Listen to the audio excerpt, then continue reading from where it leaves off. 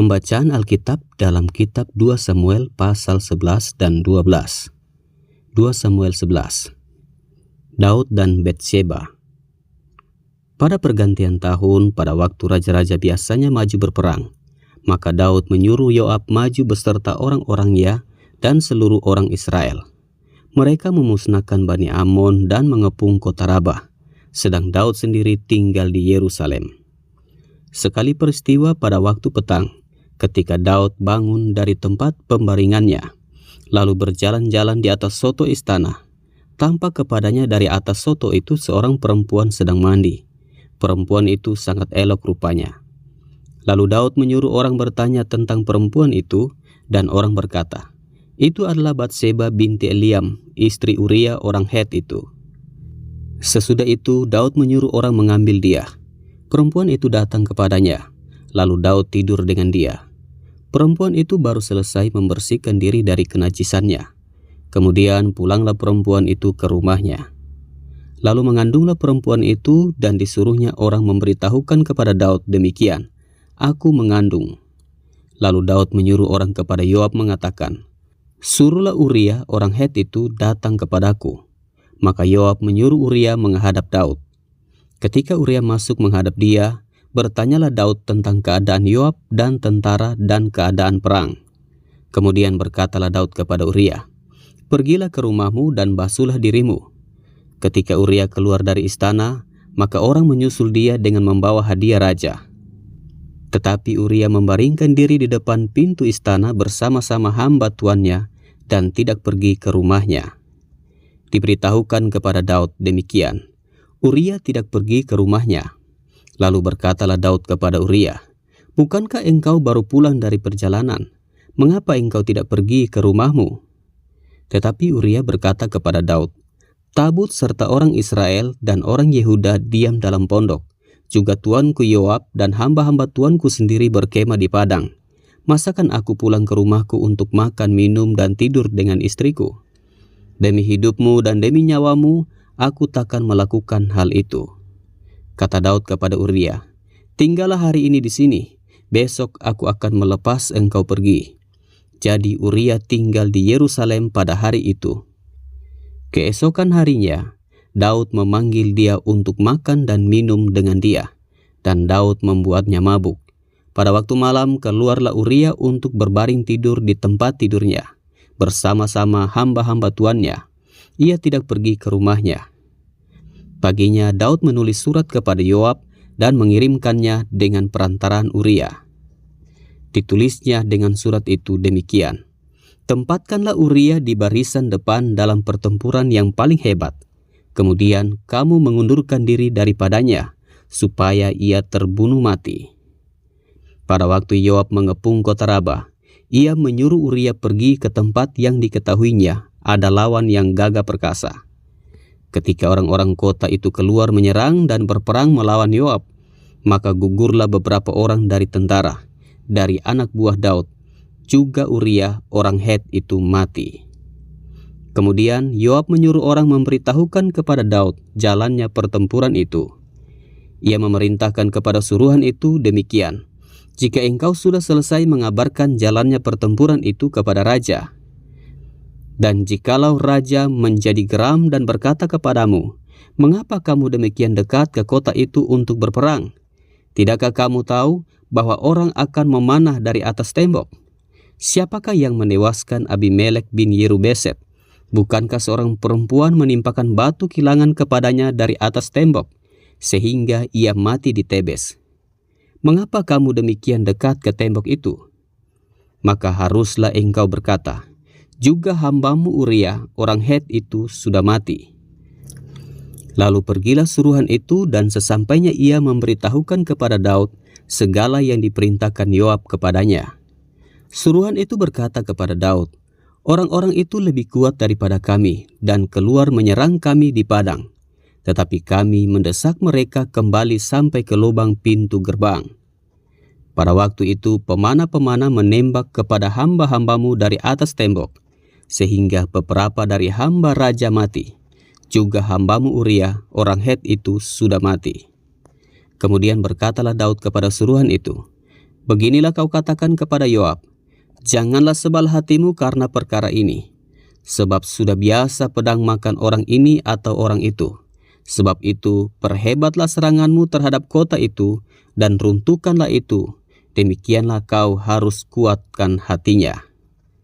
Ketika didengar istri Uria bahwa Uria suaminya sudah mati, maka merataplah ia karena kematian suaminya itu. Setelah lewat waktu berkabung, maka Daud menyuruh membawa perempuan itu ke rumahnya. Perempuan itu menjadi istrinya dan melahirkan seorang anak laki-laki baginya. Tetapi hal yang telah dilakukan Daud itu adalah jahat di mata Tuhan. 2 Samuel 12. Nathan memperingatkan Daud sehingga Daud menyesal. Tuhan mengutus Nathan kepada Daud. Ia datang kepada Daud dan berkata kepadanya, ada 2 orang dalam suatu kota, yang seorang kaya, yang lain miskin. Si kaya mempunyai sangat banyak kambing domba dan lembu sapi. Si miskin tidak mempunyai apa-apa, selain dari seekor anak domba betina yang kecil, yang dibeli dan dipeliharanya. Anak domba itu menjadi besar padanya bersama-sama dengan anak-anaknya, makan dari suapnya dan minum dari pialanya, dan tidur di pangkuannya, seperti seorang anak perempuan baginya. Pada suatu waktu orang kaya itu mendapat tamu, dan ia merasa sayang mengambil seekor dari kambing dombanya atau lembunya untuk memasaknya bagi pengembara yang datang kepadanya itu. Jadi ia mengambil anak domba betina kepunyaan si miskin itu dan memasaknya bagi orang yang datang kepadanya itu. Lalu Daud menjadi sangat marah karena orang itu, dan ia berkata kepada Nathan, demi Tuhan yang hidup, orang yang melakukan itu harus dihukum mati. Dan anak domba betina itu harus dibayar gantinya 4 kali lipat, karena ia telah melakukan hal itu oleh karena ia tidak kenal belas kasihan. Kemudian berkatalah Nathan kepada Daud, engkaulah orang itu. Beginilah firman Tuhan, Allah Israel. Akulah yang mengurapi engkau menjadi raja atas Israel, dan akulah yang melepaskan engkau dari tangan Saul. Telah kuberikan isi rumah tuanmu kepadamu, dan istri-istri tuanmu ke dalam pangkuanmu. Aku telah memberikan kepadamu kaum Israel dan Yehuda, dan seandainya itu belum cukup, tentu kutambah lagi ini dan itu kepadamu. Mengapa engkau menghina Tuhan dengan melakukan apa yang jahat di matanya? Uria orang Het itu kau biarkan ditewaskan dengan pedang, istrinya kau ambil menjadi istrimu, dan dia sendiri telah kau biarkan dibunuh oleh pedang Bani Amon. Oleh sebab itu, pedang tidak akan menyingkir dari keturunanmu sampai selamanya, karena engkau telah menghina aku dan mengambil istri Uria orang Het itu untuk menjadi istrimu. Beginilah firman Tuhan, bahwasannya malapetaka akan kutimpakan ke atasmu yang datang dari kaum keluargamu sendiri. Aku akan mengambil istri-istrimu di depan matamu dan memberikannya kepada orang lain. Orang itu akan tidur dengan istri-istrimu di siang hari. Sebab engkau telah melakukannya secara tersembunyi, tetapi aku akan melakukan hal itu di depan seluruh Israel secara terang-terangan.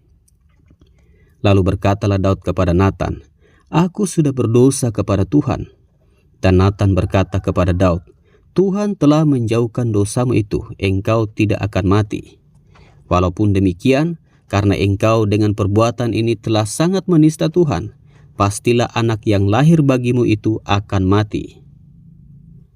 Kemudian pergilah Nathan ke rumahnya, dan Tuhan menulahi anak yang dilahirkan bekas istri Uria bagi Daud, sehingga sakit.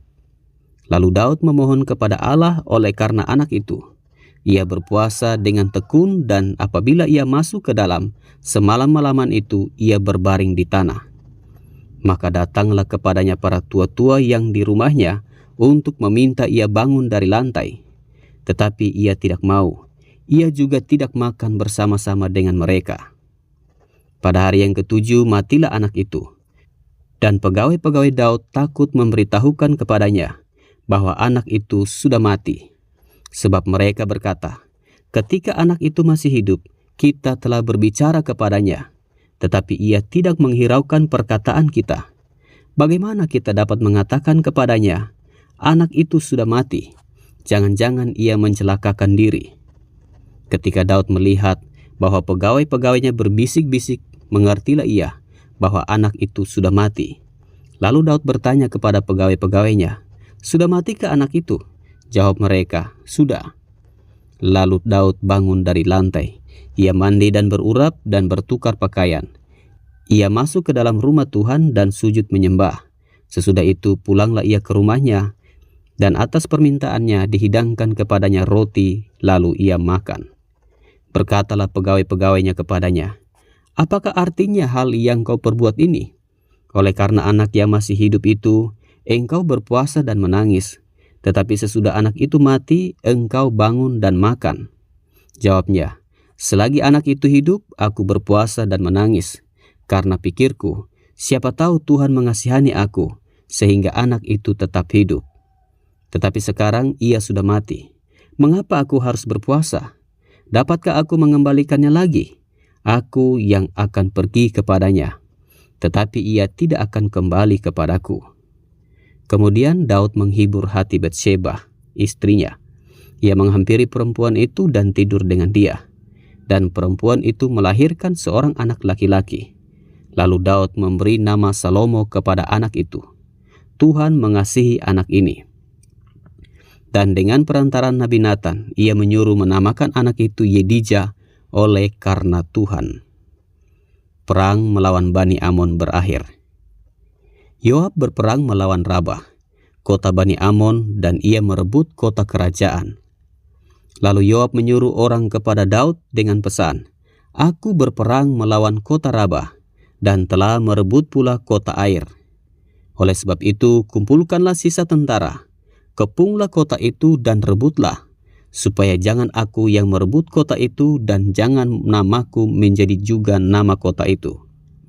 Sesudah itu Daud mengumpulkan seluruh tentara. Ia berangkat ke kota Rabah dan berperang melawannya, lalu merebutnya. Ia mengambil mahkota dari kepala raja mereka, beratnya setalenta emas, bertatahkan sebuah batu permata yang mahal, dan itu dikenakan kepada kepala Daud.